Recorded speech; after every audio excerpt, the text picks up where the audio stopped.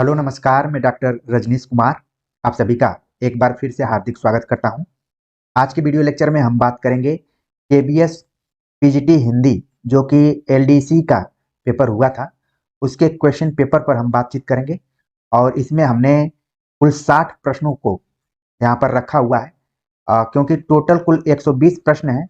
लेकिन इन प्रश्नों का जब हमने अवलोकन किया और इनका विश्लेषण किया तो हमें लगा कि आगामी परीक्षा के दृष्टिकोण से हमें पहले 60 क्वेश्चन पे बात करना चाहिए। इसके बाद अगले पार्ट में हम 60 क्वेश्चन पर चर्चा करेंगे। इसलिए चर्चा करना जरूरी है कि पहले तो हम क्वेश्चन को देखेंगे कि किस टाइप से क्वेश्चन पूछे जा रहे हैं। दूसरी चीज पर हम बात करेंगे कि ये क्वेश्चन किस बुक से पूछे जा रहे हैं। जैसा कि आप सभी को सिलेबस पता है कि एनसीईआरटी की किताब भी पढ़नी है और कुछ व्याकरण पोर्शन भी पढ़ना है। तो जो भी व्याकरण आए हुए हैं वो किस पुस्तक से ज्यादातर आए हुए हैं, इसका कि हमने विश्लेषण किया और क्वेश्चन को सॉल्व कराते हुए मैं उस बुक के बारे में भी बातचीत करूंगा।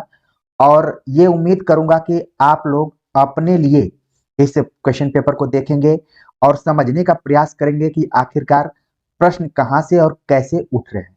तो चलते हैं, हम बात करते हैं सबसे पहले क्वेश्चन के ऊपर। आप देख रहे हैं कि यहाँ पर हिंदी पीजीटी एलडीसी का पेपर है और इस पेपर में जो पहला सवाल हिंदी से पूछा गया है कि निम्नलिखित में से पूर्वी हिंदी की बोलियों में शामिल नहीं है। जैसा कि मैं बार बार आप सभी से आग्रह करता रहता हूं कि नहीं वाले शब्द को बहुत ही आराम से आपको देखना है और अंडरलाइन कर लेना है वहां पर। तो पूर्वी हिंदी की बोलियों में शामिल नहीं है। ऑप्शन दिया गया अवधी, बघेली, छत्तीसगढ़ी, कन्नौजी। तो अगर आप भाषा विज्ञान बढ़िया से पढ़े होंगे तुरंत इसका सही जवाब आपके दिमाग में आ गया होगा कि ऑप्शन चौथा जो है कन्नौजी, ये पूर्वी हिंदी के अंतर्गत नहीं है। बाकी ये जो तीनों यहाँ पर बोलियां हैं ए बी सी, अक्सर मैं इस फॉर्मूले का प्रयोग करता हूं कि अवधी, बघेली और छत्तीसगढ़ी ये पूर्वी हिंदी के अंतर्गत आती हैं।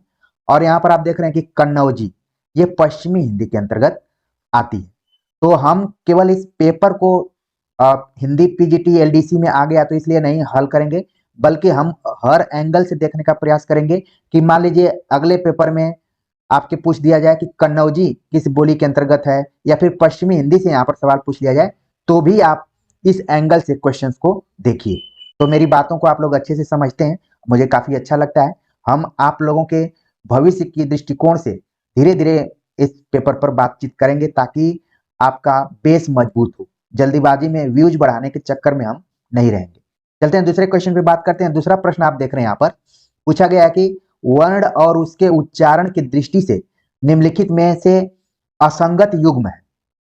अब असंगत युग्म हमें बताना है और सवाल पूछा गया है वर्ण और उसके उच्चारण के दृष्टिकोण से। तो एक तरफ वर्ण दिया गया है, दूसरी तरफ से उच्चारण स्थान दिया गया है। तो पहला ऑप्शन है कि छ जो है वो तालव्य है, थ जो है मूर्धन्य है, ग दंत्य है और भ ओष्ठ्य है।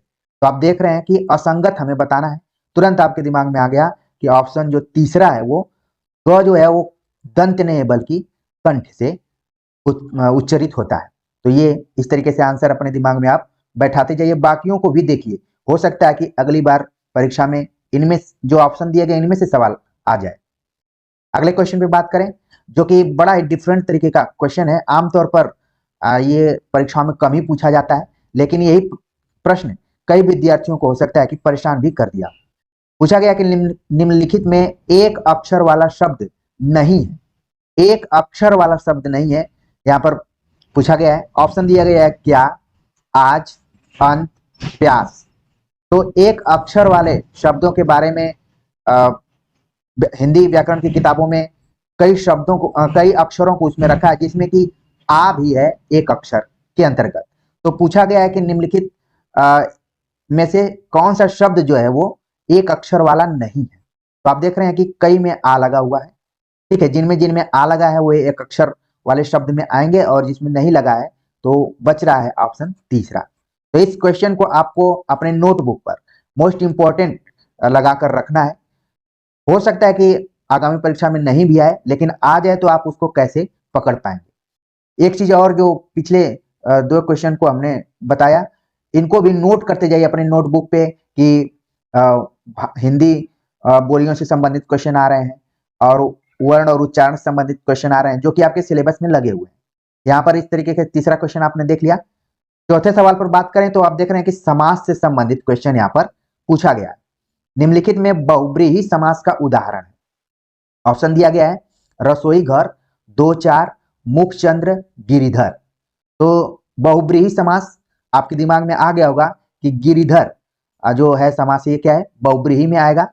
लेकिन इसके अतिरिक्त हम देख लेते हैं रसोई घर जो कि तत्पुरुष समास में आएगा। हो सकता है कि अगले एग्जाम में यही पूछ लिया जाए तो वहां पर आप सही कर पाए, इसीलिए मैं चाह रहा हूं कि विकल्प पर भी बातचीत करूं। दो चार जो है ये द्वंद्व समास हो गया, मुखचंद्र कर्मधारय समास हो गया, ठीक है, और गिरिधर जैसा कि आपने देखा कि बहुब्रीहि समास है।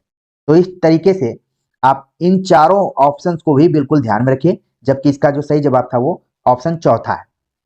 आगे बात करते हैं। अगला प्रश्न है कि निम्नलिखित में कौन सा युग्म असंगत है। देख रहे हैं आप कि कई जगह नहीं पूछ रहा है, कई जगह असत्य पूछ रहा है, कई जगह असंगत पूछ रहा है। तो इन शब्दों को बिल्कुल अपने ध्यान में रखना है, जल्दीबाजी में क्वेश्चन को बिल्कुल नहीं सॉल्व करना है। पूछा गया है कि रात दिन द्वंद्व समास है, रातों रात अव्ययी भाव, गजानन कर्मधारय, गिरिधर बहुब्रीहि। आप देख रहे हैं कि इसके पहले वाले क्वेश्चन में गिरिधर ऑलरेडी पूछा जा चुका है।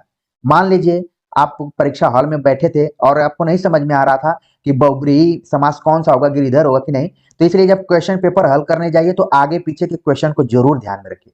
तो यहाँ पर देखिए गिरिधर तो सही हो गया, रातों रात अव्ययी भाव समास है, और रात दिन आप समझ रहे हैं कि द्वंद्व समास है। तो बच रहा है कि गजानन यहाँ पर कर्मधारय समास में नहीं है, बल्कि ये भी क्या है, बहुब्रीहि में है। ठीक है, तो इस तरीके से इसका सही जवाब हो गया ऑप्शन तीसरा। अगला प्रश्न है कि निम्नलिखित में ह्रस्व स्वर नहीं है। ह्रस्व मतलब जिसको कि अगर इसके दूसरे शब्द में बोले लघु, ह्रस्व स्वर नहीं है। कौन सा नहीं है आप देख रहे हैं, ऑप्शन दिया है अ, इ, ए, उ, चार ऑप्शन दिए गए हैं। अब इसमें से ह्रस्व हमें बताना है कि नहीं। तो आप देख रहे हैं कि अ भी है, इ भी है, उ भी है, और बच रहा है ए। ये क्या हो गया, दीर्घ में हो गया। ये ह्रस्व स्वर के अंतर्गत नहीं है, बल्कि इसको संयुक्त स्वर भी कहा जाता है। ठीक है, ए को। बात करते हैं अगले क्वेश्चन पे। पूछा गया कि निम्नलिखित में से कौन सा कथन सही नहीं है। कौन सा कथन सही नहीं है। ऑप्शन दिया गया है चलाना, चिकनाना और रंगना आदि मूल धातु कहलाते हैं। व्युत्पत्ति के अनुसार धातु के दो रूप होते हैं। मूल धातु वे हैं जो किसी दूसरे शब्द से बने न बने हो। यौगिक धातु तीन प्रकार से बनते हैं। तो इसमें देखिए जो सही नहीं कथन है वो पहला ऑप्शन है। यहाँ पर जो चलाना, चिकनाना, रंगना आदि है ये मूल धातु कहलाते हैं, ये क्या है, गलत है। ये बल्कि मूल धातु नहीं है, ये धातुओं से निर्मित है। ठीक है, जब धातु आप पढ़ेंगे तो उसमें आप देख लेंगे। इसके बाद आप देख रहे हैं, अच्छा आपके दिमाग में आ रहा होगा कि ये सारे सवाल आ कहां से रहे। एक पुस्तक है, उसको आप लोग नोट कर लीजिए। ये पुस्तक कई लोगों के पास भी होगी, आधुनिक हिंदी व्याकरण और रचना, वासुदेव नंदन प्रसाद। वहीं से ये सारे प्रश्न उठाए गए हैं, क्योंकि जब मैं विश्लेषण कर रहा था और आपके क्वेश्चन पेपर को देख रहा था, जबकि आप जानते हैं कि एग्जाम पहले का हुआ है, तो हमने देखा कि सारे प्रश्न जो हैं इसी बुक से आए हुए हैं। तो अब इस बुक को भी अपने पाठ्यक्रम के अनुसार आप लोग जरूर देखिए। आपको अभी टाइम है आपके पास, उस टाइम का यूज कीजिए। वासुदेव नंदन प्रसाद की ये बुक है। चलते हैं अगले क्वेश्चन पे बात करते हैं। अगला प्रश्न है, पूछा गया कि निम्नलिखित में से कौन सा शब्द नासिक्य स्वर वाला नहीं है। ऑप्शन दिया गया है कहां, विंध्य, पढ़ें, सवार। तो नासिक्य यानी कि जिसका उच्चारण नाक के माध्यम से हो। तो आप ऑप्शन देखें और व्यवहारिक स्तर पर इसका सही जवाब आपके दिमाग में आ गया होगा कि ऑप्शन चौथा है, सवार। आप देख रहे हैं कि अन्य शब्दों में कहीं ना कहीं नासिक स्वर का रूप दिखाई पड़ रहा है। ठीक है, चलते हैं आगे बात करते हैं अगले क्वेश्चन पे। ये क्वेश्चन न जाने कितनी बार परीक्षाओं में आया होगा, और जब अलंकारों की चर्चा मैं करता हूं तो बार बार इस उदाहरण का उल्लेख भी मैंने किया है। अलंकार वाला वीडियो आप लोग देखे होंगे। तो ऑप्शन दिया गया, बीती बिभावरी जागरी, अंबर पनघट में डुबो रही, तारा घट उषा नागरी। अच्छा, जब मूल किताब आप पढ़ेंगे तो उषा नागरी के बीच में डैश दिया है, और अक्सर मैं बताता रहता हूं कि जहां पर दो शब्दों के बीच में डैश और संयोजक का चिन्ह हो तो वहां पर रूपक अलंकार होता है। हालांकि यहां से हटा दिया गया इसको, ठीक है, तो ये रूपक अलंकार हो गया। ये पंक्तियां आप भली भांति जानते हैं कि ये जयशंकर प्रसाद की पंक्तियां हैं। ठीक है, ले चल मुझे भुलावा देकर, नहीं, बीती विभावरी जागरी, अंबर पनघट में डूबो रही, तारा घट उषा नागरी। अच्छा, मान लीजिए यहाँ रूपक नहीं होता तो इसमें एक अलंकार और होता जिसका नाम है मानवीकरण अलंकार, और आप सभी के सिलेबस में यह अलंकार लगा हुआ है। मैं उम्मीद करता हूं कि पीजीटी हिंदी की तैयारी करने वाले विद्यार्थी इस क्वेश्चन पेपर को तो देख ही रहे होंगे, और जो टीजीटी की तैयारी कर रहे हैं वो भी विद्यार्थी इसको देख रहे होंगे, क्योंकि एलडीसीई जो था वो खास उन विद्यार्थियों के लिए था जो ऑलरेडी केबीएस में कार्यरत थे, उनके लिए था। और ये क्वेश्चन पेपर उन विद्यार्थियों के लिए जीवनदान साबित हो सकता है, संजीवनी साबित हो सकता है, जो कि आगामी परीक्षाओं की तैयारी कर रहे हैं, खासतौर से वो केंद्रीय विद्यालय में जाना चाहते हैं। तो बड़ा ही आपके लिए एक सुनहरा अवसर है कि आपकी परीक्षा के पहले एक छोटा सा एग्जाम हो चुका है। खैर, इस प्रश्न का जो सही जवाब है आपके दिमाग में बैठ गया होगा कि रूपक अलंकार है। अगला प्रश्न है कि निम्नलिखित में एकार्थी शब्द है। ऑप्शन दिया गया वस्त्र, असीम, अहंकार, कपास। अब ये आप देखेंगे कि वासुदेव नंदन प्रसाद की किताब देखेंगे तो पहला ही शब्द उसमें एकार्थी शब्दों में दिया है अहंकार। सही जवाब है इसका ऑप्शन तीसरा। तो इसीलिए मैं बार बार कह रहा हूं कि इस बुक को जरूर आप लोग पढ़िए। अगला प्रश्न है, जितने भी क्वेश्चन पूछे गए हैं सब वासुदेव नंदन प्रसाद की किताब से पूछे गए हैं। जिन विद्यार्थियों के पास हूं जरूर उनको पढ़िए, मैं आप सभी से विशेष आग्रह करता हूं। देखिए, अगला प्रश्न है कि विशेषण और उसके उदाहरण की दृष्टि से निम्नलिखित में कौन सा असंगत है।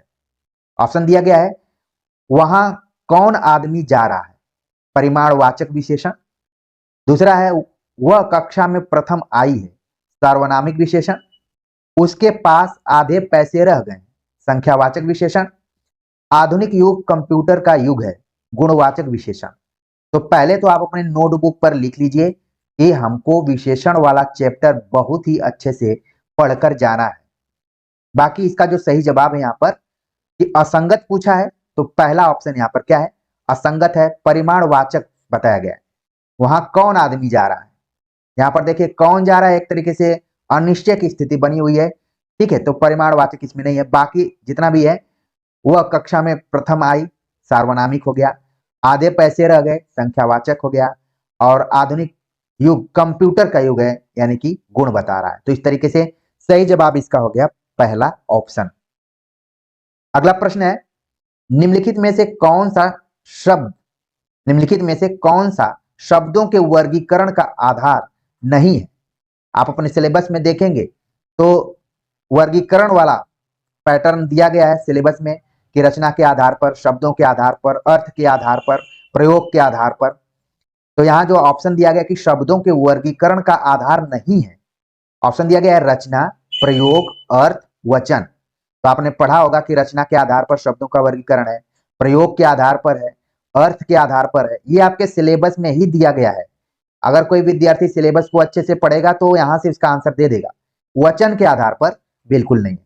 बाकी जिस व्याकरण की पुस्तक का मैं जिक्र बार बार कर रहा हूं उसको जरूर आप लोग देखिए। अगले क्वेश्चन पे बात करें तो अगला प्रश्न है कि आप भला तो जग भला लोकोक्ति का सही अर्थ है। तो पहले तो आपको ध्यान में रखना है कि आपके सिलेबस में मुहावरा और लोकोक्ति दोनों पढ़ना है। तो ये जो यहाँ पर लिखा गया आप भला तो जग भला, ये लोकोक्ति है। मान लीजिए आगामी परीक्षा में घुमाकर पूछ दिया जाए कि आप भला तो जग भला क्या है, लोकोक्ति है, मुहावरा है, लोकोक्ति और मुहावरा दोनों है, इनमें से कोई नहीं। तो इस टाइप से भी क्वेश्चन आ सकते हैं। तो यहाँ पर देखिए इसका अर्थ हमें बताना है कि क्या हो सकता है। ऑप्शन दिया गया शराफत ही सब कुछ है, अच्छे को सभी अच्छे मिलते हैं, अपनी बात सदैव सही होती है, सज्जनता नहीं त्यागनी चाहिए। तो आप भला तो जग भला यानी आप अच्छे हैं तो दुनिया अच्छी है। सही जवाब हो गया ऑप्शन दूसरा। ठीक है, चलते हैं आगे, बात करते हैं। अगला क्वेश्चन है कि मुहावरे और उसके अर्थ की दृष्टि से निम्नलिखित में असंगत युग्म है। फिर से असंगत युग्म को हमें छांटना है। ऑप्शन दिया गया है अक्ल का दुश्मन, मूर्ख व्यक्ति, आंखें नीची होना, लज्जित होना, उंगली पर नाचना, सबकी बात मानना, कलई खुलना, भेद खुल जाना। तो यहाँ पर हमें असंगत युग्म देखना है। तो जैसे आप चारों ऑप्शन देख रहे हैं, तो आप देख रहे हैं कि यहाँ पर मेरे ख्याल से चारों ऑप्शन ही सही है। अक्ल का दुश्मन मतलब मूर्ख व्यक्ति, आंखें नीची होना, लज्जित होना, उंगली पर नाचना यानी कि सबकी बात मानना। अगर यहीं पर हो जाता उंगली पर नचाना यानी कि वश में करना, तो ये क्या हो जाता है, यहाँ पर गलत हो जाता। कलई खुलना, भेद खुल जाना, तो यहाँ पर ये भी सही है। इसलिए मैं इसको अभी उसमें मान रहा हूं कि ये चारों ऑप्शन यहाँ पर सही है। आप लोग भी कमेंट्स कर कर बता सकते हैं कि इसमें आप सभी को कौन सा आंसर लग रहा है, क्योंकि मेरे ख्याल से यहाँ पर जो भी पेपर बनाने वाला है कुछ न कुछ मिस्टेक किया हुआ है, जबकि इसका सही जवाब यहाँ पर ऑप्शन तीसरा ही माना गया है। चलते हैं आगे बात करते हैं, आप लोग भी इस पर विचार कीजिए। अगले क्वेश्चन पे बात करें तो पूछा गया कि निम्नलिखित में से कौन सा कथन सही नहीं है। ऑप्शन दिया गया है परिचर्चा, 4-5 लोग किसी एक विषय पर विचार विमर्श करते हैं। यहां पर देखिए परिचर्चा को ब्लैक और बोल्ड होना चाहिए था। संवाद, अभिनय में दो व्यक्तियों के बीच किसी विषय को लेकर बातचीत होती है। वाद विवाद में कुछ व्यक्ति किसी पूर्व निर्धारित विषय के पक्ष में बोलते हैं। आंसू भाषण के लिए विषय तत्काल दिया जाता है। तो देखिए इसमें हमें बताना सही नहीं है, तो पहला ऑप्शन सही है। दूसरा ऑप्शन भी सही है, दो व्यक्तियों के बीच में संवाद होता है। यहाँ पर बताया गया कि वाद विवाद में पूर्व निर्धारित विषय के पक्ष में बोलते हैं, जबकि वाद विवाद में क्या होता है, पक्ष विपक्ष दोनों होता है। तो इस तरीके से जो यहाँ पर तीसरा ऑप्शन है वो गलत है, बाकी सभी ऑप्शन क्या है, सही है। तो इस तरीके से इसका सही जवाब होगा ऑप्शन तीसरा।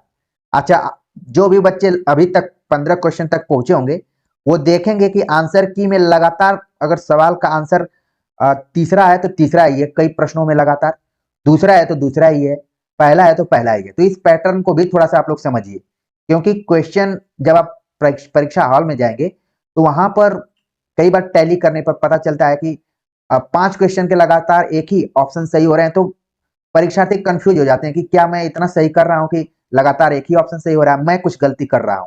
लेकिन जबकि आंसर में भी वैसा ही दिख रहा है। तो ये मैं अपना आपको अनुभव शेयर कर रहा हूं यहाँ पर कि इस तरीके से भी देखिए, क्योंकि हमारी कोशिश है कि हम ज्यादा से ज्यादा सवालों को सही करें। अगला प्रश्न है कि अपने से छोटे को पत्र में निम्नलिखित में से किस प्रकार संबोधित किया जाता है। तो अगर आप हमारा पत्र लेखन वाला वीडियो लेक्चर देखे होंगे तो तुरंत आप बता देंगे कि कौन सा है। ऑप्शन दिया गया मान्यवर, बंधुवर, प्रिय, महाशय।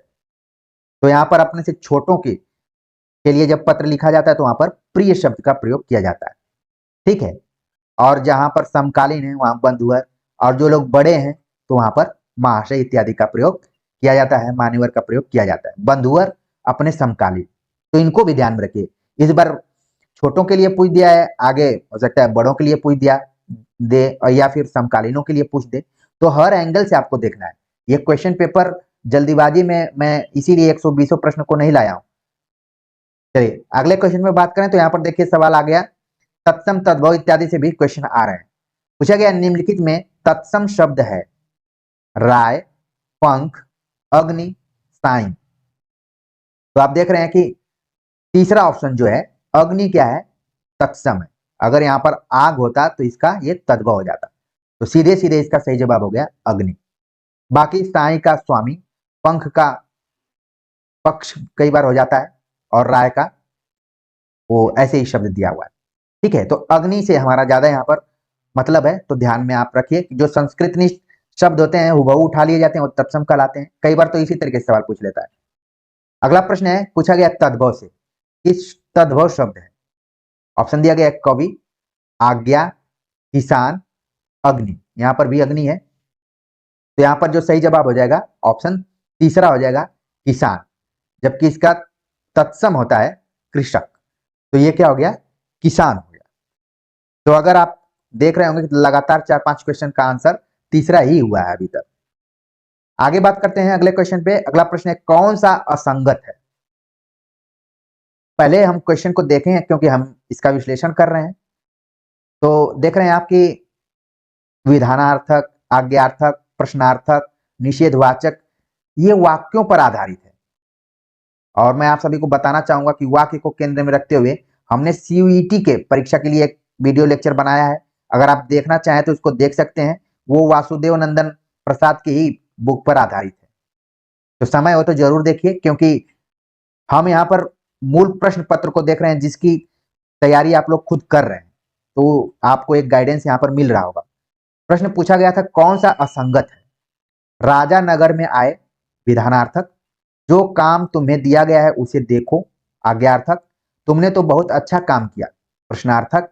मोहन घर नहीं आया, निषेधवाचक। तो इसमें असंगत हमें बताना है, सही जवाब हो गया ऑप्शन तीसरा। यहां पर देखिए बोला जा रहा है कि तुमने तो बहुत अच्छा काम किया। दिया गया कि प्रश्नार्थक है, लेकिन प्रश्नवाचक जब रहता है तो वहां पर क्वेश्चन मार्क्स जरूर रहता है, प्रश्नवाचक चिन्ह जरूर रहता है। तो इस तरीके से इसका सही जवाब हो गया ऑप्शन तीसरा। बाकी विधानार्थक क्या है, आज्ञार्थक क्या है, निषेधवाचक क्या है, सब आप इस वीडियो लेक्चर में जान पाएंगे। अगला प्रश्न है, पूछा गया कि निम्नलिखित में कारक और विभक्ति का कौन सा युग्म असंगत है? फिर से असंगत वाला सवाल यहाँ पर पूछ लिया गया है। और यहाँ पर देखें, सीधे सीधे अगर आप यूपी टीजीटी पीजीटी की भी तैयारी कर रहे होंगे तो यहाँ पर इसका सही जवाब तुरंत बता देंगे। बताया भी गया है कि कर्ता ने कर्म को करण से, संप्रदान को के लिए, अधिकरण में पेपर, ठीक है, संबंध काके की, ये सब सारी चीजें जो 8 प्रकार के कारक हैं उनके संबंध से यहाँ सवाल पूछा गया है, कारक और विभक्ति से रिलेटेड। तो आप देख रहे हैं कि कर्ता ने सही है, कर्म को होना चाहिए यहाँ पर, ठीक है। तो यहाँ क्या हो गया, से लिख दिया तो ये गलत हो गया, बाकी और क्या है, सही है, ठीक है। तो इस तरीके से इसका जो सही जवाब है वो है। अच्छा, यहाँ पर देखिए संप्रदान को के लिए ये भी होता है, ठीक है। तो अभी देखिए यहाँ पर कर्म वाला ऑप्शन भी क्या है, गलत है। इस तरीके से इसका जो सही जवाब है ऑप्शन दूसरा है। अगला प्रश्न है, निम्नलिखित में लिंग की दृष्टि से असंगत युग्म है। लिंग यहाँ पर स्त्रीलिंग पुल्लिंग के दृष्टिकोण से असंगत युग्म हमें बताना है।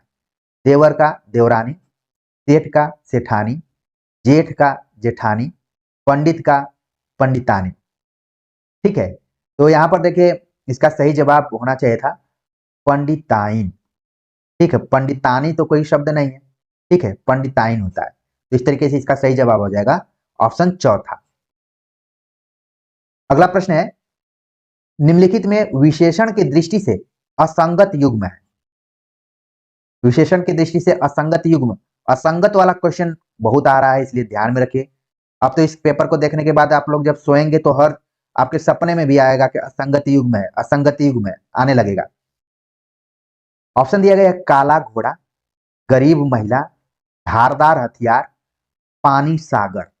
तो विशेषण की दृष्टि से असंगत हो गया ऑप्शन चौथा। काला घोड़ा सही है, गरीब महिला सही है, धारदार हथियार सही है, यानी कि सही विशेषण यहाँ पर युक्त हुआ है शब्दों को लेकर। सागर का जो विशेषण पानी है यहाँ पर नहीं, यहाँ पर बल्कि अथाह रहता तो इसका जवाब सही हो जाता, लेकिन सही जवाब है ऑप्शन चौथा है। उम्मीद है कि आप सभी को अच्छा लग रहा होगा ये क्वेश्चन पेपर देखकर, और जो भी मैं अपने जाने में एक्सप्लेनेशन कर रहा हूँ वो भी अच्छा लग रहा होगा। कमेंट जरूर कीजिए और साथ बनाए रखिए। अगला प्रश्न है कि निम्नलिखित में से किस शब्द में स्वर संधि नहीं है?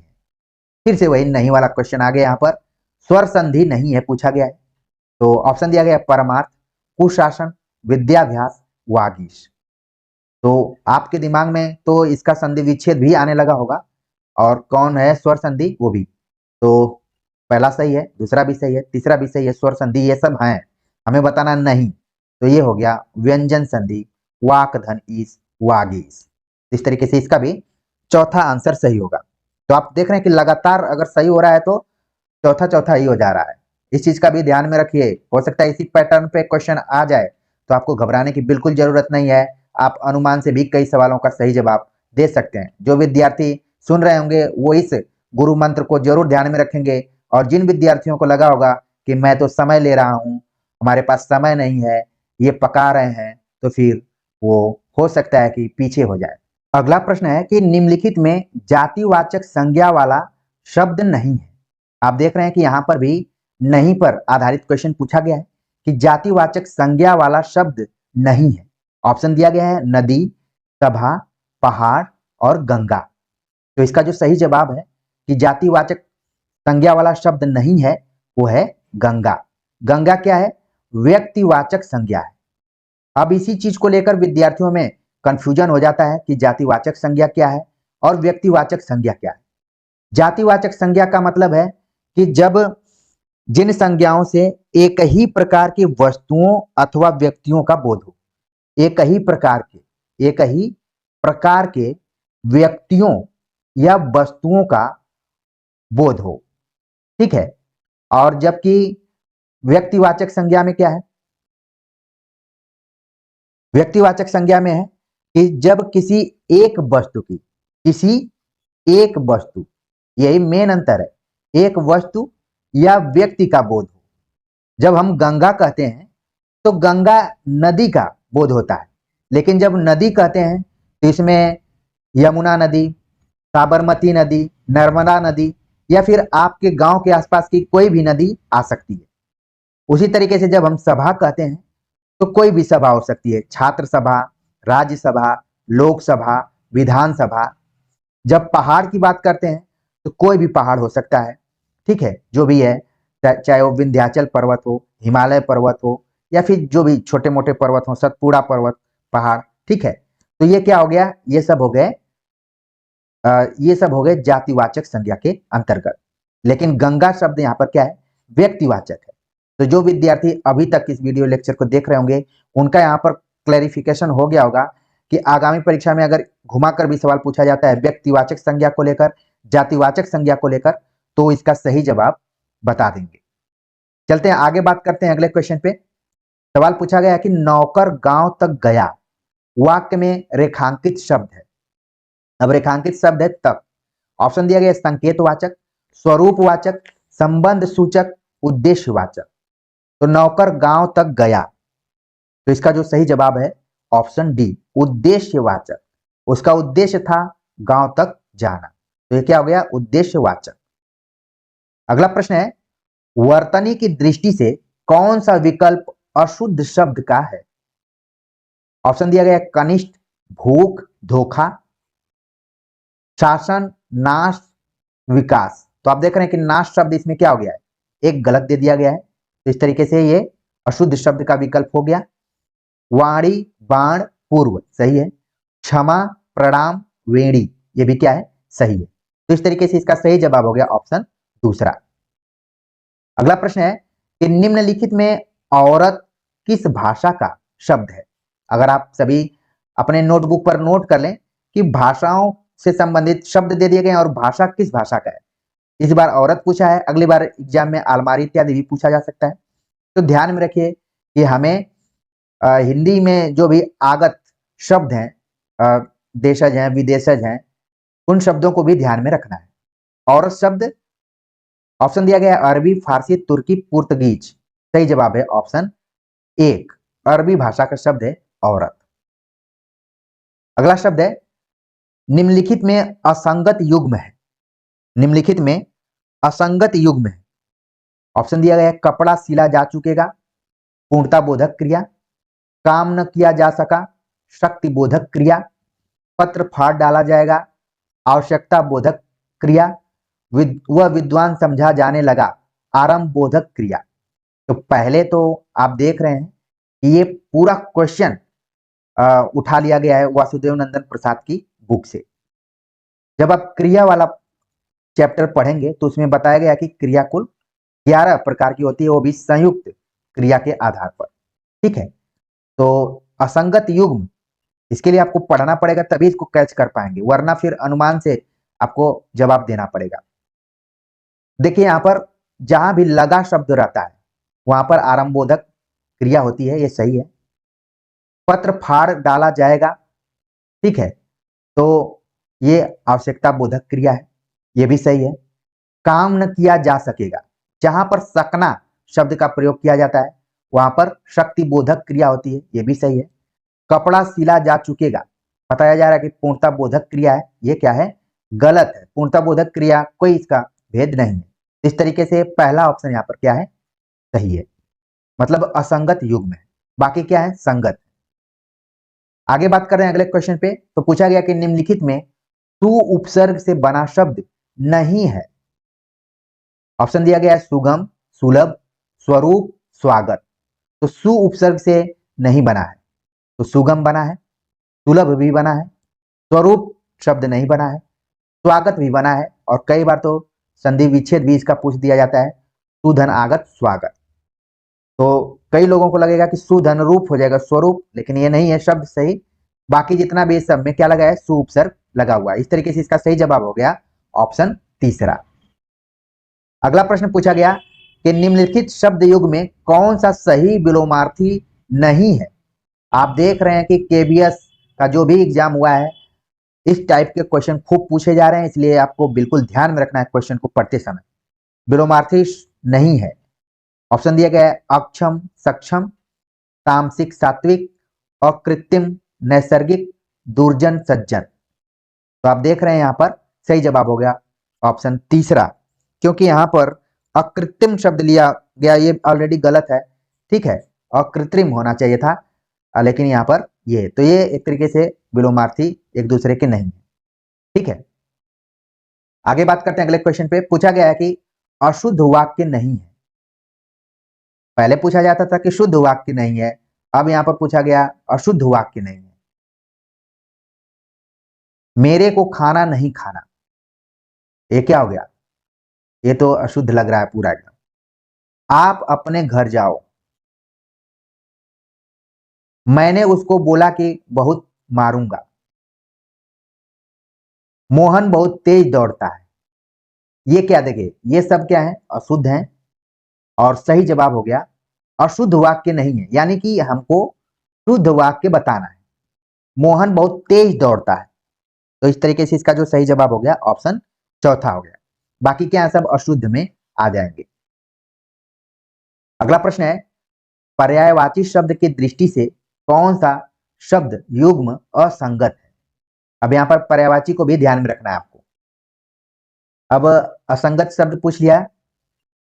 पहले क्या होता था कि एक पर्यायवाची पूछ देता था एक शब्द का और चार ऑप्शन दे देता था, लेकिन अब देखिए पैटर्न चेंज हुआ है, इसलिए आपको एक से अधिक पर्यायवाची शब्दों को ध्यान में रखना पड़ेगा। नदी का पर्यायवाची दिया है सरिता, तटनी, तरंगिणी, तो ये क्या हो गया, सही हो गया। पक्षी का दिया है विहग, खग, मधुप, तो विहग और खग तो पक्षी हो गया, लेकिन मधुप हो गया भौरा का, तो इस तरीके से ये ऑप्शन क्या हो गया, असंगत हो गया। बाकी को देखने की जरूरत ही नहीं है, एक बार आप देख सकते हैं आगामी परीक्षाओं के लिए। तो बाकी सब सही है, ऑप्शन दूसरा जो है वो क्या है, असंगत युग्म है, तो इस तरीके से सही जवाब होगा 2। अगला प्रश्न है, निम्नलिखित वाक्यों में प्रविशेषण वाला वाक्य है। अभी तक तो आपने पढ़ा था कि विशेषण क्या होता है, ये सब पढ़े थे, और विशेषण 4 प्रकार के होते हैं, ये सब भी जानते होंगे। प्रविशेषण क्या है, जो विशेषण का विशेषण बताता है उसको प्रविशेषण कहते हैं। ठीक है, तो अब हम देखते हैं कि कौन सा ऐसा वाक्य है जो विशेषण का विशेषण बता रहा है। मोहन बड़ा ईमानदार व्यक्ति है, तो ईमानदार का विशेषण बड़ा बता रहा है, तो एक तरीके से पहला ये आंसर इसका क्या हो गया, सही हो गया। बाकी को, यह पुस्तक मोहन की है, इसमें कोई विशेषण ही नहीं दिख रहा है। वह लड़की जा रही है, इसमें भी विशेषण नहीं दिख रहा है। राधा, दौड़ में राधा प्रथम आई, ये भी विशेषण युक्त नहीं है। पहला एक ऑप्शन है जो कि जिसमें विशेषण भी लगा है और प्रविशेषण भी लगा है, इस तरीके से पहला जवाब सही होगा। अगला प्रश्न है, उसने घर आकर भोजन किया, सरल वाक्य का संयुक्त वाक्य है, यानी कि उसने घर आकर भोजन किया, ये तो सरल वाक्य हो गया, लेकिन इसका संयुक्त वाक्य हमें बताना है। तो फिर से मैं वही बोलूंगा कि जो सीयूईटी के लिए हमने वीडियो लेक्चर वाक्य के लिए बनाया था, उसको जरूर समय निकालकर आप लोग देखिए, पता चल जाएगा कि वाक्य कौन संयुक्त है, कौन सरल है, कौन मिश्र है, कौन नकारात्मक है, कौन क्या है, इस टाइप से। तो संयुक्त की जब भी बात आती है तो उसमें और शब्द आ जाता है, तो यहाँ पर आप देखेंगे कि जिस ऑप्शन में और लगा होगा वही इसका सही जवाब होगा। इस तरीके से इसका सही जवाब हो गया ऑप्शन दूसरा, वह घर आया और उसने भोजन किया। अगला प्रश्न है, आपकी वह पुस्तक कहाँ है जो आप कल लाए थे। निम्नलिखित में से किस प्रकार का वाक्य है। संज्ञा उपवाक्य, विशेषण उपवाक्य, क्रिया विशेषण उपवाक्य, विधानवाचक वाक्य। देख रहे हैं आपके वाक्य से रिलेटेड क्वेश्चन आ रहे हैं, इसलिए आप वासुदेव नंदन प्रसाद की पुस्तक को जरूर पढ़कर जाइए, परीक्षा के पहले बहुत सारे क्वेश्चन वहां पर सही होंगे। एनसीईआरटी पर तो हम बात कर ही रहे हैं, एनसीईआरटी भी पढ़ना है, लेकिन ऐसे प्रश्नों को हल करने के लिए उस बुक को जरूर पढ़िए। आपकी वह पुस्तक कहाँ है जो आप कल लाए थे? अब इसमें इसका जो सही जवाब है यहाँ पर वो है विशेषण उपवाक्य। क्यों है? क्योंकि इसमें जो शब्द आया हुआ है, ठीक है, विशेषण उपवाक्य है, जो से क्या हो रहा है, कनेक्ट हो रहा है यहाँ पर, ठीक है। तो सही जवाब हो गया ऑप्शन दूसरा। एक गद्यांश दिया गया है जिसको कि ध्यान से पढ़ना है, और इस गद्यांश को पढ़ेंगे तो आपको लगेगा कि ये आचार्य रामचंद्र शुक्ल लिख रहे हैं। कविता मनुष्य के हृदय को स्वार्थ संबंधों के संकुचित मंडल से ऊपर उठाकर लोक सामान्य भावभूमि पर ले जाती है, जहां जगत की नाना गतियों की मार्मिक स्वरूप का साक्षात्कार और शुद्ध अनुभूतियों का संचार होता है। भूमि पर पहुंचे हुए मनुष्य को कुछ काल के लिए अपना पता नहीं रहता, वह अपनी सत्ता को लोक सत्ता में के लिए लीन रहता है। उसकी अनुभूति सबकी अनुभूति होती है या हो सकती है। इस अनुभूति योग के अभ्यास, यहाँ पर कट गया कुछ, का परिष्कार होता है तथा शेष सृष्टि के साथ हमारे रागात्मक संबंध की रक्षा का निर्वाह होता है। अनेक रूपात्मक है, उसी प्रकार हमारा हृदय भी अनेक भावात्मक है।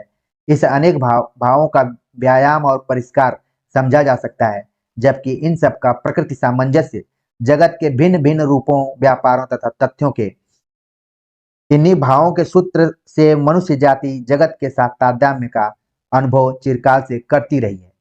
तो इसको पढ़ने का मेरा एक उद्देश्य यह भी था कि आप जान जाएं कि ये आचार्य रामचंद्र शुक्ल द्वारा लिखा है।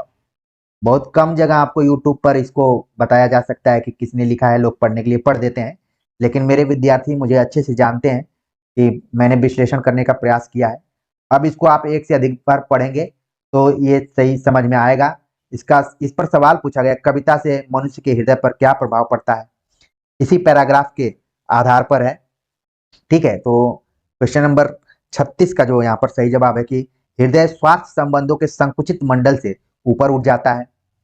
लोक सामान्य भाव भूमि की विशेषता क्या है, ठीक है। तो यहाँ पर है, वहां जगत की नाना गतियों के मार्मिक स्वरूप का साक्षात्कार होता है। पूरा पैराग्राफ पर ही आधारित है। जगत और हमारे हृदय के बीच क्या संबंध है, ठीक है। तो यहाँ पर है कि जगत अनेक रूपात्मक है, उसी प्रकार हमारा हृदय भी अनेक भावात्मक है। तो ये पूरा पैराग्राफ से ही क्वेश्चन यहाँ पर उठा लिए गए हैं, बस अच्छे से इसको पढ़ना है। अगला प्रश्न है कि कौन सा कथन सही नहीं है। कौन सा कथन सही नहीं है यहाँ पर? तो है कि मनुष्य अपने सत्ता को लोक सत्ता में लीन किए रहता है। ये क्या हो गया है, सही नहीं है। बाकी लोक सामान्य भाव भूमि पर पहुंचे मनुष्य की अनुभूति सबकी अनुभूति होती है। कई बार तो ये एग्जाम में ये पूछ लिया गया किसका कथन है।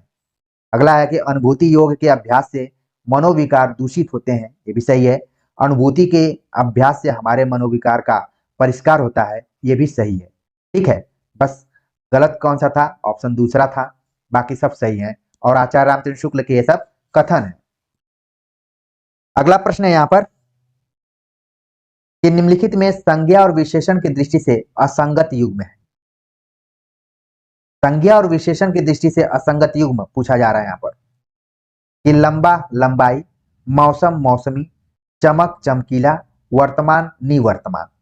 तो इसका जो सही जवाब है यहाँ पर चौथा है, वर्तमान निवर्तमान संज्ञा और विशेषण की दृष्टिकोण से गलत है। बाकी क्या है, सब सही। अगला प्रश्न है, रूप के अनुसार संयुक्त क्रियाएं कितने प्रकार की होती हैं? आप देखेंगे वासुदेव नंदन प्रसाद की किताब में तो अर्थ के दृष्टिकोण से कुल इनकी संख्या 11 है, लेकिन रूप के दृष्टिकोण से इनकी संख्या कितनी है? सही जवाब है, ऑप्शन में पढ़ देता हूं, 8 7 6 5। ऑप्शन दूसरा इसका सही जवाब है, 7 है। अगला प्रश्न है, प्रेमचंद की रचनाओं में कौन सा युग्म असंगत है? असंगत वाला क्वेश्चन न जाने कितनी बार आप देख रहे हैं कि पूछे जा चुके हैं। ऑप्शन दिया गया, कायाकल्प उपन्यास है, संग्राम नाटक है, प्रेम की वेदी। यहाँ पर देखिए फिर से गलत है, क्योंकि आप अगर पढ़े होंगे तो वेदी शब्द है यहाँ पर, जबकि एनसीईआरटी की किताब में भी देवी लिखा हुआ है। ये क्या, ये भी नाटक है। तो इस तरीके से क्या हो गया, यही गलत हो गया। विविध प्रसंग कहानी संग्रह से जुड़ा हुआ है, ये सब सही है। तो ऑप्शन तीसरा क्या हो गया, गलत हो गया। अगला प्रश्न है कि प्रेमचंद के संदर्भ में निम्नलिखित में कौन सा कथन सही नहीं है? देखिए, जितना भी हमने एनसीईआरटी की पुस्तक को आधार बनाते हुए शॉर्ट नोट्स बनाए हैं, सभी नोट्स आप सभी के लिए बहुत ही इंपॉर्टेंट हैं। समय निकालकर उनको देखते रहिए, वहीं से प्रश्न सीधे सीधे उठाए गए। पूछा गया है कि प्रेमचंद के संदर्भ में कौन सा कथन सही नहीं है। प्रेमचंद हिंदी कथा साहित्य के शिखर पुरुष माने जाते हैं, सही है। प्रेमचंद के बचपन का नाम गणपत राय था, जो कि क्या है, गलत है। धर्मपत राय था बल्कि, ठीक है, उसको गणपत कर दिया यहाँ पर। प्रेमचंद अंग्रेजी में एमए करना चाहते थे, जिक्र किया गया है एनसीईआरटी किताब में, सही है ये। प्रेमचंद ने सरकारी नौकरी से त्याग पत्र दे दिया था और गांधी जी से जाकर जुड़ गए थे, ये भी क्या है, सही है। तो ऑप्शन जो दूसरा है वो क्या है, सही नहीं है। अगला प्रश्न है, प्रेमचंद की नमक का दारोगा कहानी के बारे में कौन सा कथन सही नहीं है। पूछा गया है, यह अपनी पूर्णता में आदर्शोन्मुख यथार्थवाद की कहानी है, यह धन के ऊपर धर्म की जीत की कहानी है, कहानी का अंत निराशा में होता है, ये कथन क्या है, गलत है। यह व्यवस्था में व्याप्त भ्रष्टाचार की व्यापक सामाजिक स्वीकार्यता को अत्यंत साहसिक तरीके से हमारे सामने लाती है, ये भी क्या है, सही है। तो सही नहीं है ऑप्शन तीसरा इसका सही जवाब हो गया। कहानी का अंत निराशा में होता है, जबकि आप देखेंगे तो वहां पर वंशीधर को मैनेजर बना दिया गया है, तो कहां से निराशा में होगा। चलिए आगे बात करते हैं। अगला प्रश्न है कि निम्नलिखित में कौन सा कथन सही नहीं है। सेवा सदन उपन्यास में राष्ट्रीय स्वाधीनता आंदोलन का प्रभावकारी रूप चित्रित हुआ है, ये क्या गलत है, क्योंकि वहां पर नारी की पराधीनता को रखा गया है। जब आप डॉक्टर रामविलास शर्मा की पुस्तक पढ़ेंगे प्रेमचंद और उनका युग, तो उसमें सेवा सदन का भी जिक्र किया गया है, पूरा उनके रचना कर्म पर ही विचार किया है उन्होंने। अगला जो ऑप्शन है, इसमें निर्मला उपन्यास में अनमेल विवाह और उससे जुड़ी समस्याओं को चित्रित किया गया है, सही बात है। गोदान उपन्यास किसान जीवन की समस्याओं को उजागर करता है, ये भी सही है। जालपा और रामानंद जो है गबन उपन्यास के चरित्र हैं, ये भी सही है। तो इस तरीके से पहला जो ऑप्शन है सेवा सदन, जिसमें कि सुमन नाम की एक पात्र है, उसमें नारी पराधीनता के सवाल को उठाया गया है। वेश्यावृत्ति को भी माना जा सकता है, ठीक है। चलिए आगे बात करते हैं अगले क्वेश्चन पे। पूछा गया कि निम्नलिखित में से कृष्ण सोबती की रचना, देखिए यहाँ पर भी क्वेश्चन बनाने वाले भी ऐसा लग रहा है कि होश में नहीं है। कृष्णा सोबती यहाँ पर होना चाहिए था, कृष्ण सोबती रख दिया है यहाँ पर, तो खैर हम लोग तो इतना इसको करेक्ट कर ही लेते हैं। कृष्णा सोबती की रचना है। पूछा गया सूरजमुखी अंधेरे के, गलता लोहा, स्पीति में बारिश, जामुन का पेड़। तो आप तो जान गए कि पहला ऑप्शन क्या है, सही है, सूरजमुखी अंधेरे की कृष्णा सोबती की रचना है। बाकी आप देख रहे हैं गलता लोहा, जो कि शेखर जोशी की रचना है। स्फीति में बारिश कृष्णनाथ की रचना है, इसको भी ध्यान में रखिए। जामुन का पेड़ कृष्णचंद्र, ठीक है, तो इनको भी ध्यान में रखिए। इस बार बारी कृष्ण सोबती की थी, तो हो सकता है कि कभी शेखर जोशी, कृष्णनाथ, कृष्णचंद्र इत्यादि लोगों से भी सवाल आ जाए। सवालों का क्या है, कहीं से भी आ सकते हैं। चलते हैं अगले क्वेश्चन पे बात करें। तो पूछा गया कि कृष्णा सोबती की मियां नसीरुद्दीन रचना के बारे में कौन सा कथन सही नहीं है। मियां नसीरुद्दीन, पूछा गया इसमें खानदानी नानबाई के व्यक्तित्व का चित्रण है, क्या है ये, सही है। इसमें मियां नसीरुद्दीन के स्वभाव का चित्रण है, सही है। इसमें मियां नसीरुद्दीन के रुचियों का चित्रण है, सही है। मियां नसीरुद्दीन दिन संस्मरणात्मक रचना नहीं है, ये क्या है, गलत है, बल्कि वो संस्मरणात्मक रचना है। तो इस तरीके से सही जवाब हो गया ऑप्शन चौथा। अगला प्रश्न है, मियां नसीरुद्दीन रचना के आधार पर बताइए कि गढ़ैया मोहल्ला कहाँ है। गढ़ैया मोहल्ला का जिक्र मियां नसीरुद्दीन रचना में हुआ है, जो कि कृष्णा सोबती का संस्मरण है। ऑप्शन दिया गया लखनऊ में, लाहौर में, अमृतसर में, दिल्ली में। तो कहां पर है गढ़ैया मोहल्ला, सही जवाब हो गया ऑप्शन चौथा, ये दिल्ली में है। अगला प्रश्न है, कृष्णा सोबती के बारे में निम्नलिखित में से कौन सा कथन सही नहीं है। ऑप्शन दिया गया है हिंदी कथा साहित्य में कृष्णा सोबती की विशिष्ट पहचान है, कृष्णा सोबती के भाषिक प्रयोग में विविधता है, संस्कृत निष्ठ तत्समता, उर्दू का बागपन, पंजाबी की जिंदादली, ये सभी उनकी रचनाओं में मौजूद है। कृष्णा सोबती को हिंदी अकादमी का पुरस्कार नहीं मिला था, क्या हो गया, ये गलत है, उनको मिला था, ठीक है। तो इस तरीके से इसका सही जवाब हो गया ऑप्शन चौथा। बाकी अगर आप मेरे अभ्यास सेट को भी देखेंगे तो इस तरह के क्वेश्चन आपको वहां पर मिल जाएंगे। आगे बात करते हैं। अगला प्रश्न है, कहानी के बारे में निम्नलिखित में से कौन सा कथन सही नहीं है? कहानी के बारे में कौन सा कथन सही नहीं है?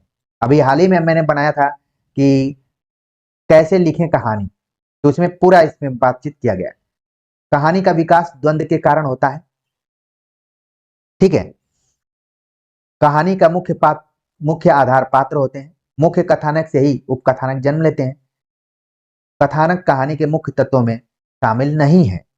देखिए यहाँ पर सब कुछ कथानक ही है और इसको बोल रहा है कि शामिल नहीं है, तो इस तरीके से सही गलत हो गया ये, यानी कि यही सही नहीं है, बाकी क्या है, सब सही है।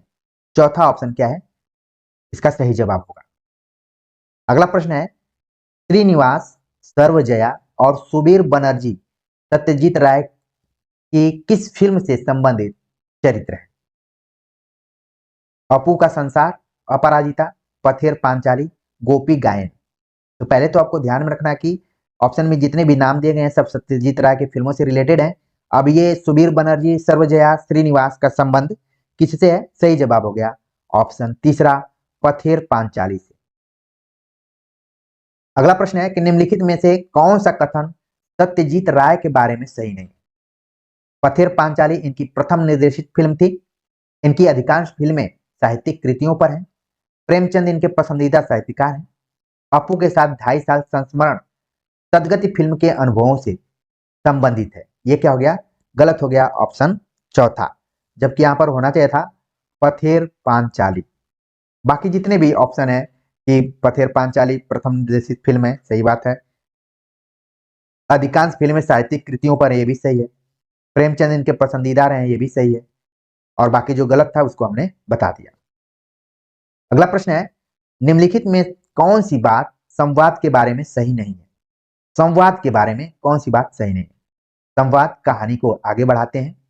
संवाद के माध्यम से पात्रों का चरित्र चित्रण होता है। संवाद वातावरण बनाने में सहायक नहीं होते हैं। संवाद कथा के द्वंद्व को आगे बढ़ाते हैं।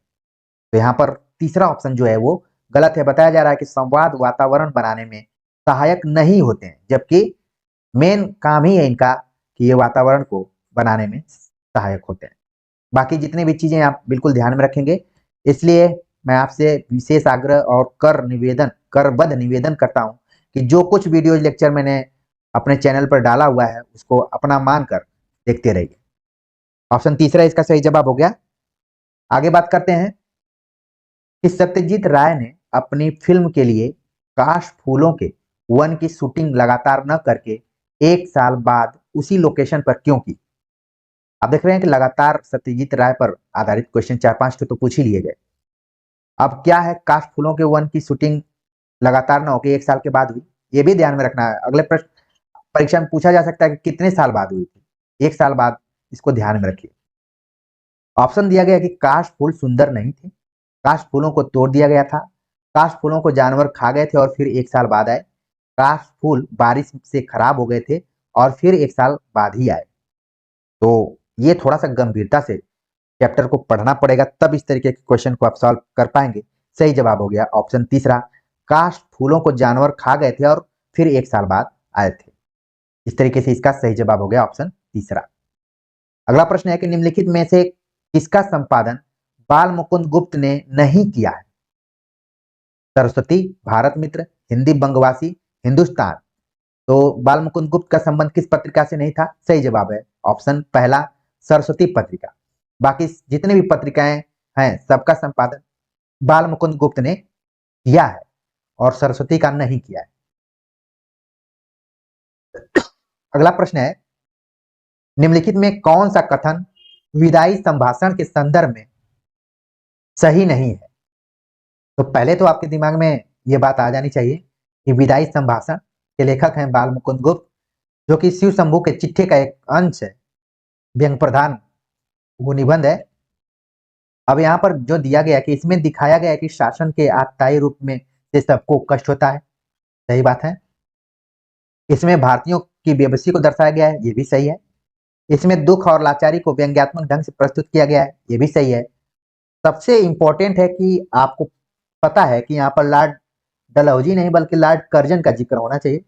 और यहाँ पर देखिए पूछा गया कि यह लॉर्ड डलहौजी के समय की रचना है, ये क्या हो गया, गलत हो गया। बाकी जितने भी ऑप्शन दिए गए हैं सब सही है। ये क्या है, लॉर्ड कर्जन, और 1905 में जो बंगाल विभाजन हुआ था उसी पर पूरा ये फोकस है। अगला प्रश्न है कि निम्नलिखित में कौन सा सूचनाओं का प्रामाणिक स्रोत नहीं है। तो आप देख रहे हैं कि अभिव्यक्ति और माध्यम से यहाँ पर सवाल पूछा गया, सूचनाओं का प्रामाणिक स्रोत नहीं है। ऑप्शन दिया गया है मंत्रालय के सूत्र, प्रेस कॉन्फ्रेंस और विज्ञप्तियां, इंटरनेट और दूसरे संचार माध्यम, चौपाल। तो प्रामाणिक स्रोत क्या है, चौपाल नहीं है। यहाँ पर आपस में लोग बैठते हैं, बातचीत करते हैं, बाकी जितने भी यहाँ पर स्रोत दिए गए हैं सब प्रामाणिक स्रोत के अंतर्गत आते हैं। अगला प्रश्न है निम्नलिखित में से कौन सी रचना कृष्णचंद्र की नहीं है। शिकस्त, जरगांव की रानी, निशांत के सहयात्री, अन्नदाता। तो यहां पर जो सही जवाब होगा कि कृष्णचंद्र का कौन सा नहीं है, सही जवाब हो गया निशांत के सहयात्री। ये कृष्णचंद्र की रचना नहीं है, ये वही कृष्णचंद्र हैं जिन्होंने जामुन का पेड़ व्यंग्यात्मक निबंध लिखा हुआ है। अगला प्रश्न है स्पीति में बारिश के संदर्भ में निम्नलिखित में कौन सा कथन सही नहीं। स्पीति हिमालय की तलहटी में स्थित है। यह स्थान अपनी भौगोलिक और प्राकृतिक विशेषताओं के कारण अन्य पर्वतीय स्थलों से भिन्न है। स्पीति में बारिश यात्रा वृत्तांत है। कुछ युवा पर्यटकों का पहुंचना स्पीति के पर्यावरण को बदल सकता है। तो इसमें सही नहीं है, ऑप्शन चौथा जो है वो सही नहीं है। बाकी यात्रा वृत्तांत है, इसको बिल्कुल ध्यान में रखिए, और जितने भी ऑप्शन दिए गए हैं सब सही हैं। और यहाँ पर देखिए ऑप्शन जो चौथा दिया गया है, कुछ युवा पर्यटकों का पहुंचना स्पीति के पर्यावरण को बदल सकता है, ये बिल्कुल तार्किक ऑप्शन नहीं है। तो इस तरीके से इसका सही जवाब होगा ऑप्शन चौथा। तो हमने पीजीटी एलडीसी का जो एग्जाम हुआ था केबीएस के माध्यम से, उसमें 60 प्रश्नों पर अभी तक विचार किया है। उम्मीद है कि ये 60 सवाल आपको अच्छे से समझ में आ गए होंगे। इनके जो आंसर हमने दिए वो भी आपको समझ में आ गए होंगे, जो एक्सप्लेनेशन दिया वो भी समझ में आ गए होंगे। तो कमेंट्स कर जरूर बताइएगा, क्योंकि हमने टाइम लिया है इसको सॉल्व करते समय। तो इसलिए लिया है कि ये आपका बेस है, इसी पैटर्न पर आपको एग्जाम में जाना है, तो ज़्यादा आपको दिक्कत ना हो, आपको एक दृष्टि मिले कि आगे की तैयारी अब किस रणनीति की तरह करना है। तो उम्मीद है कि आप सभी को अच्छा लगा होगा, कमेंट्स जरूर करिएगा। अगला पार्ट हम जल्दी लेकर आएंगे, उस पर भी विश्लेषण कर चुके हैं, और इसके बाद हम टीजीटी हिंदी पर भी बातचीत करेंगे। ठीक है, तो मिलते हैं एक नए टॉपिक के साथ, तब तक के लिए नमस्कार।